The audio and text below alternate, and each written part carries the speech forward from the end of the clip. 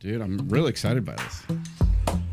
Like, really excited by this. It's almost like you're meeting your girlfriend or fiance's parents for the first time. So this is, I didn't realize how excited I would be by this. I thought, Jay and I'm so heavily into construction. I actually want to be a renovator. I want to flip homes. That's what I want to do on the side. I want to take homes and I want to buy property. I want to build homes and then flip them. That's sort of my goal in life.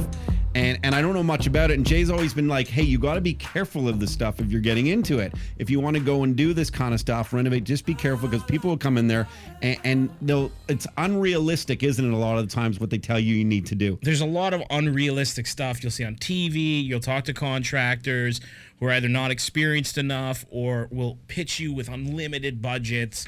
And I think the whole purpose behind everything is to make your renos a reality, make them possible for you and your family so that they're affordable and done right with the right people. And then you're like, hey, my brother's one of those right people, not just because he's my brother, but because he started this business from his bare hands up, grown it to a very successful business. MGR-CS.com is where you can get him. MGR Construction Services. And we have Graziano Rodi here. Graz, I'm going to call you because it's easier for me. Grats is easiest. Grats, yeah. How you doing? It's great. It's a pleasure to be here. You guys are great. This is the first time I'm on the radio, and I'm so happy to be here. You guys, I'm just sitting outside there listening to you guys, and it's a great show. So yeah, I'm so happy to be here. I mean, listen, I'm so happy to have met your brother.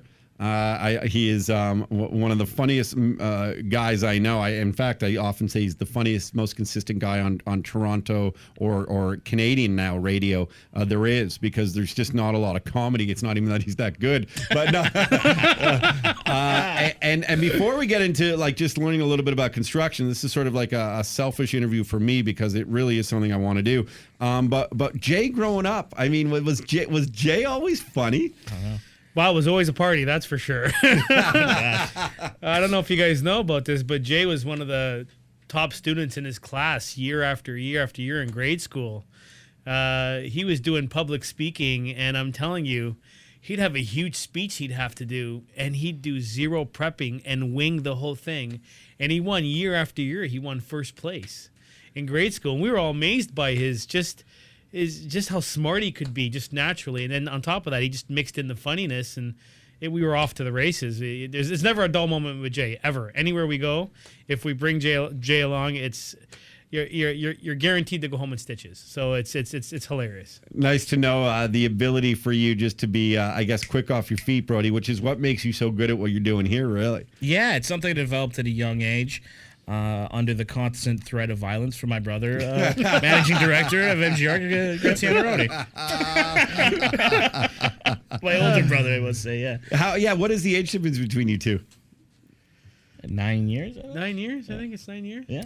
And Grat's got a lot more hair, Jay. Yeah, he got the hair. He got all the hair in the family. Yeah. I used to have his kind of a haircut for years, and it was funny the way I got it because I always wanted, he was good at cutting hair back then, so I'd always want him to trim my hair. Brody would cut hair? He cut hair. Oh, yeah. Oh, yeah. Oh, yeah. Oh, he was cutting hair.